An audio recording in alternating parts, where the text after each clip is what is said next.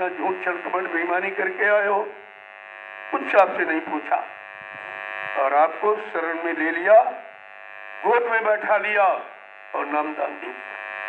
ये छोटी सी नहीं, लेकिन हमें आपने कोई मेहनत नहीं की, कोई तपस्या नहीं की, कोई घर बार नहीं छोड़ाया गया, तो इसलिए हम कीमत नहीं समझ पाए।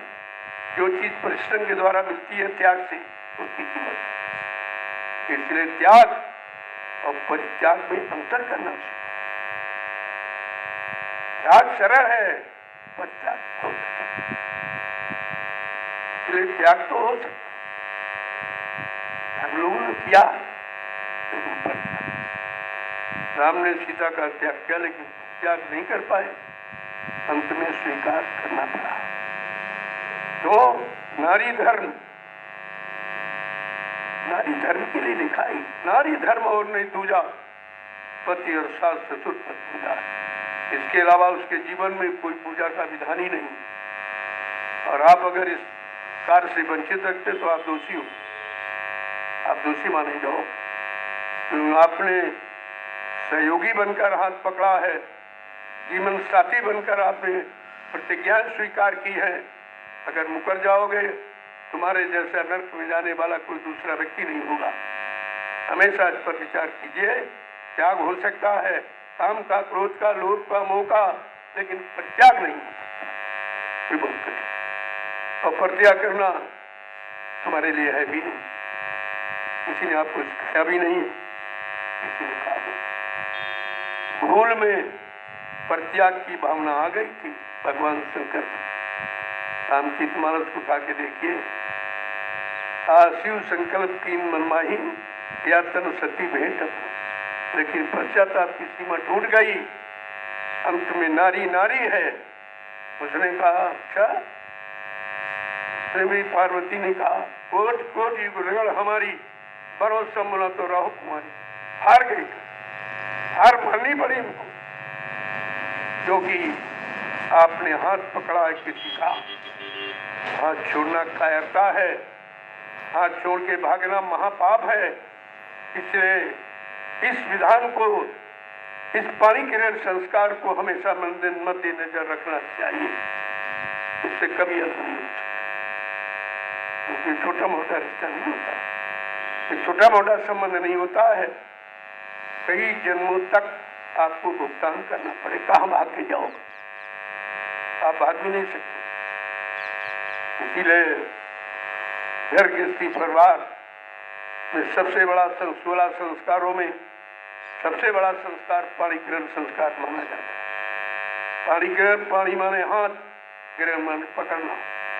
किसी का हाथ पकड़ना एक छोटी मोटी जिम्मेदारी है। यही तो सूरदास जी ने कहा था कृष्ण से कि बात छुड़ाए जात हो निबल जान के मोह, लेकिन हृदय से जब जाओगे तो मर्द सराहू तो चैलेंज कर दिया। जिसका स्थान अंदर में है, आप बाहर से कभी छुटकारा नहीं पा सकते, और वो उसका भुगतान आपको कई जन्म तक करना पड़ेगा। इसलिए ऐसी भूल कभी मत करो।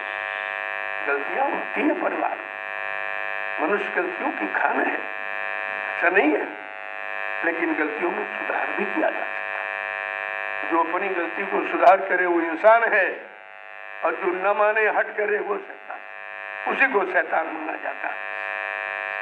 ये वैवाहिक जीवन है, तो संतों के दरबार में है। संतों के दरबार में लिखा है कि सर्व संस्कारे संत समक्षे, सारे संस्कार संत के समक्ष फलीभूत होते, और बीच वाले ये होने लगे तभी से बिखरा हो गया। आज पानी ग्रहण है, कल तलाक हो रहा, आज पानी ग्रहण कल विधवा हो गई है। तो क्या है? क्योंकि कार्यक्रम कोई संतों के समक्ष नहीं हो रहा। इनको बहुत भविष्य वर्तमान का ज्ञान है, पिछले कई जन्मों का ज्ञान है कि इसके साथ संबंध किसका है और कितने दिन का है और किस तरह का है, वो संबंध जोड़ा जाता है। तो इसीलिए दरबार में पानी के संस्कार का अनुष्ठान मैंने रखा है। तो मैंने देखा चारों तरफ त्राईमाम मचा हुआ, कोर्ट कचहरी सब भरे पड़े तलाकों से। आज शादी, कल तलाक, परसों शादी, नसों तलाक, कोर्ट कचहरी भर गया। तब संतों की व्यवस्था को तो लागू करना अनिवार्य हो गया। कि अगर ये नहीं किया जाएगा तो समाज बहुत उलझ जाएगा, समाज में भ्रष्टाचार की सीमा बहुत बढ़ जाएगी। इसलिए मैंने वैवाहिक संबंध का भी अनुष्ठान अपनी जय गुरुदेव आध्यात्मिक वैचारिक प्रचार समिति के माध्यम से सारे हिंदुस्तान में किया है।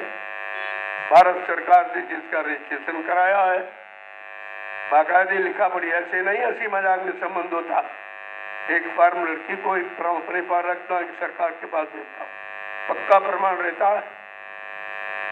कहने का मतलब है किसी काम को करने के पहले उस पर विचार करना बहुत जरूरी है। इसलिए ये काम हंसी मजाक है। जीवन परंतु अग्नि को साक्षी करके, सारे देवी देवताओं को साक्षी करके आपने स्वीकार किया है, तो हंसी मजाक के दिन में छोड़ दिया, हो गया, छुटकारा हो गया। तुम्हारे कहने से छुटकारा हो जाएगा, कितने जन्म आपको भोगने पड़ेंगे, ऐसे छुटकारा नहीं होता। इसलिए कोई भी काम करो मगर बिना विचारे जो करे सो पाछे पछताए, काम बिगाड़े आपने जग में हो संसार, संसार हंसेगा, तुम्हारा कोई साथी नहीं होगा। जब तक तुम्हारा शरीर है, शरीर में कोई ऐसा रोग हो जाए जिसको जो सेवा कोई नहीं कर सकता, केवल पत्नी करे, उन अंगों को पत्नी की सिवा कोई देखेगा छुएगा भी नहीं, और पुरुष उसका करेगा। ये कितना मधुर संबंध है, इतना मतलब यानी जोड़ा गया कैसे, वो नजर में जानते तो हो गया, ऐसा नहीं। ऐसी गलती कभी भूल के मत, समय बड़ा खराब, कब क्या हो जाए, कब कैसी स्थिति आ जाए, कौन सा कर्म तुम्हारा उदय हो जाए जो तुमको मजबूर होना पड़े। फिर रोने से काम नहीं होता, पश्चाताप से काम नहीं होता। जो समय से पहले जाग जाता है उस समय का बुद्धिमान व्यक्ति कहलाता, वही लाभ उठाता। अब समय से बताना समझाना ये महात्माओं का कर्तव्य आदिकाल से रहा है, और आज भी वो किसी काम को न बिगाड़ते हैं न बिगाड़ना चाहते हैं, और बिगड़े हुओं को ठीक करने का प्रयास करते। उनके दरबार का नियम है, लेकिन आपको भी तो नियम का पालन करना चाहिए। अगर गुरुदेव जी सामने ना आते तो राम कुछ नहीं कर, पहचान ही नहीं पाते, पहचान खत्म हो गई थी। लेकिन वाल्मीकि ने पहचान, नहीं भाई ये तुम्हारी धर्मपत्नी है, ये तुम्हारे बच्चे, ये तुम्हारी धर्मपत्नी है। कितनी बड़ी भूल की थी, सब भाई लड़ने पहुंच गए तो इतिहास आप सुन चुके हो, क्या बताना। सबकी परीक्षा गुरु ने ले ली और अंत में झुकना ही पड़ा, क्योंकि स्थान झुकने का है, वो रिश्ता स्वीकार का है, अस्वीकार तो उसमें है ही नहीं। तो आप इतनी बड़ी भूल गलती मत करो जी, तमाम जीवन फिर आपको लेने पड़े, फिर तो एक जन्म में पार कर दो, नहीं, ऐसे कहने से नहीं पार हो जाओगे। सारे कर्म कर्जे को उतारना होगा, तब आपसे निकल सकते। निकाल किसी को निकलने नहीं देगा। धर्मराज दरबार में सबका झारा दे, लेकिन संतों ने क्या कहा, नहीं, हाथ जगाती क्या करे जब सिर बोझ न हो। जब तुम्हारे सिर पर किसी कर्म का बोझा ही नहीं महापुरुष रखेगा तो वो हाथ जगाती क्या करेगा, कैसे रोकेगा। तो कितना बड़ा सहयोग तुम्हारे जीवन के साथ लगा हुआ है, आप उस सहयोग को भी ठुकरा रहे हो, वो भी मान्यता नहीं दे पा रहे हो, अपने आप को भी संभाल नहीं पा रहे हो। ये सब क्या है? यही सब गलतियां धीरे धीरे छोटी छोटी पहाड़ बन जाती हैं, जीवन में एक दरार पैदा हो जाती, इस दरार बहुत जल्दी भरती। इस बात को हमेशा ध्यान में रखना।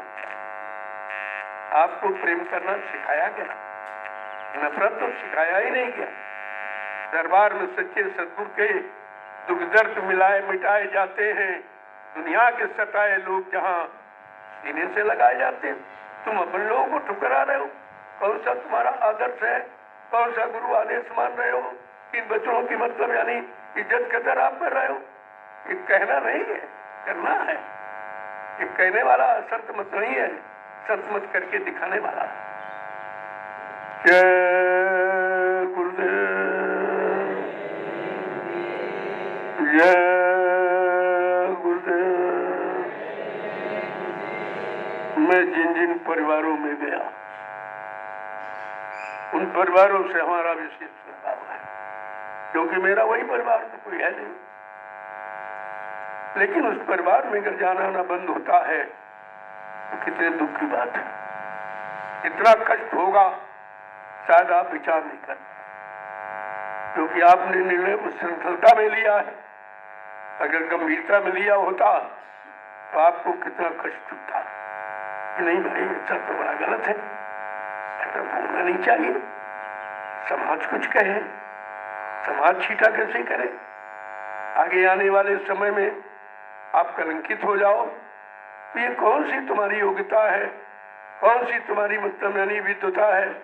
इस पर तो आपको खुद ही विचार करना चाहिए कि कोई काम ऐसा न हो कि कोई की नजर उठे, कोई टीका टिप्पणी करे, कोई हमारे गुरु को बदनाम करे, यानी हमारे गलत कार्यों के द्वारा गुरु की छवि खराब हो। ये अच्छा है तो आप आपके बागी हो जाओगे आप, क्योंकि गुरु निंदा सुने जो काना, पाप लगे गौघात समाना। अगर तुम्हारे खोटे कर्मों से गुरु निंदनीय है तो कई गौओं की हत्या के बराबर पाप लगेगा आपको।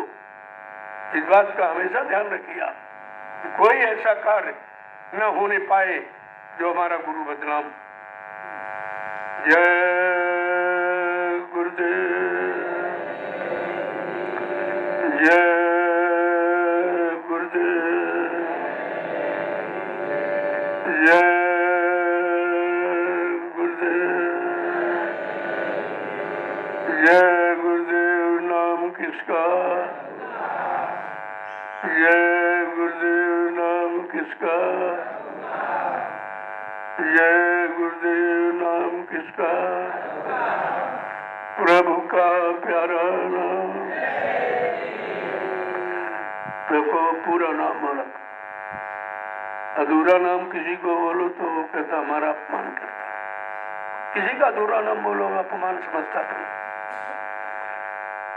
और गुरुदेव तो सभी कहते, गुरु सब कहते, जय गुरुदेव भी लोग कहते हैं बड़े बड़े, लेकिन हमारा आपका जय गुरुदेव नहीं, हमारा जय गुरुदेव प्रभु है।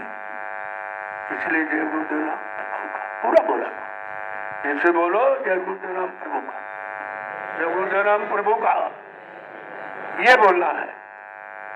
केवल नहीं, क्योंकि ये सब उच्चारण करने लगे, उसमें लोगों को भ्रम हो जाता और लोगों ने भ्रम पैदा कर दिया। जय गुरुदेव ले करके तो तमाम भ्रम पैदा हुआ। आज मैंने अपनी बार गुरु पूर्णिमा से इस भ्रम को खत्म किया हूँ कि हम सबको जय गुरुदेव प्रभु पूरा नाम बोलो, किसी से बोलो जय गुरुदेव नाम तो समझ जाएगा वो, नहीं मैं नहीं है प्रभु का, वो नहीं है स्वार्थी लोभी लालची।